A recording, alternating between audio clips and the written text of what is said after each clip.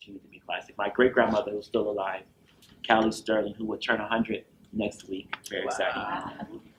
She used to tell me this really great story about, it would always start with, Madison Eaton was a slave who freed himself. And that was the greatest opening to a story. And Madison Eaton was her father. She would never say that in the story. That was part of the beauty, but you all know, all the people hearing it knows that. We all know that. And she would say, Madison Eaton was her eyes would close and she leaned back. Madison Eaton was a slave who freed himself. She's so proud of her father, you know. So, and she had a stroke, and so this side of her body is paralyzed. And so when she tells a story, she kind of like blesses everybody by waving her hand over the family, and she tells this story. And then every time she tells a story, it changes. 90% of it is different. And so I got a little frustrated being a storyteller because I wanted to turn this story into a play. And I said, Ma, you know, you keep changing the story every time I ask you about it. And she got very upset because she thought I was saying, I think you have dementia.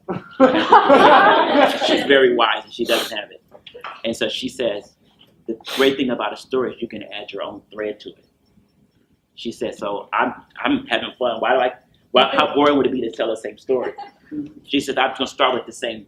Didn't I start the same way? I said, yeah. She said, well, that's it. It's like, you know, it's the same story, but I'm adding on to it and changing it. And she said, your job is, because there's an understanding that in my family, I have a degree I get honorably passed down to me, is that she wants me to add my own thread to it, and that's what Jesus Moonwalks the Mississippi is. That play is literally her story. Free Girl is my great-grandmother, and this is her story and me adding my own thread to it. But to answer your question about how did I perceive, or how did I think the audience would perceive that moment, and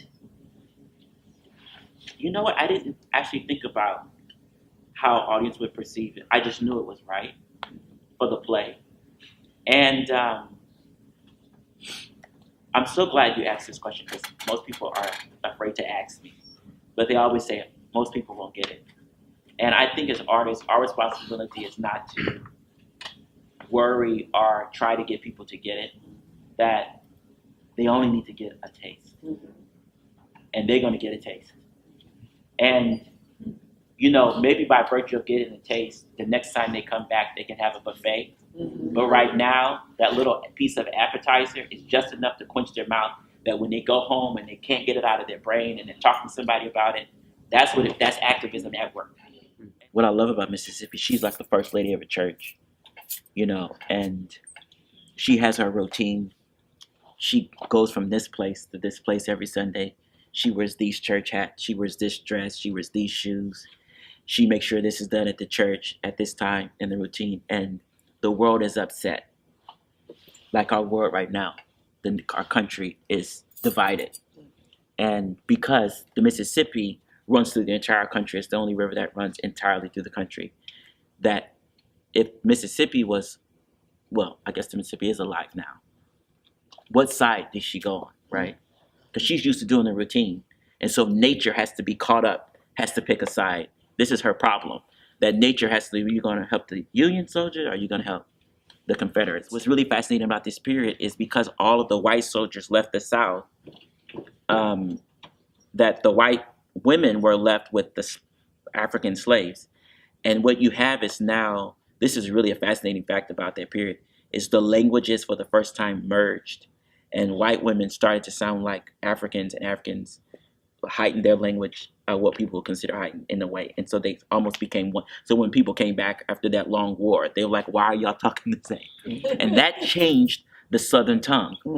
That literally changed what we conceive as the Southern tongue.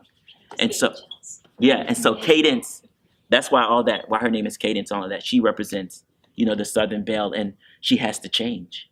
She has to change with the time. Language is everything in this play. Language is ammunition. It is a prayer. It is music. It's a gun.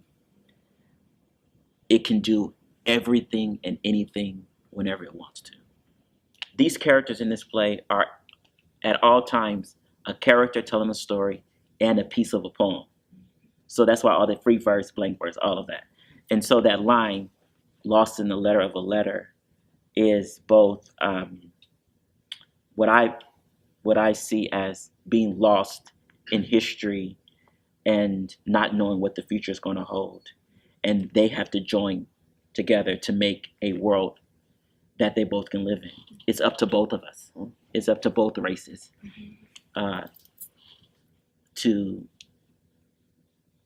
walk into the future with hope, but with a passion and a fervor to make change. I always say that our responsibility as humans on this planet is two things every day. It's hard, but we can do it. You need to love a stranger and forgive a friend every day. And that's what these girls do. That's what they arrive at the end of the play.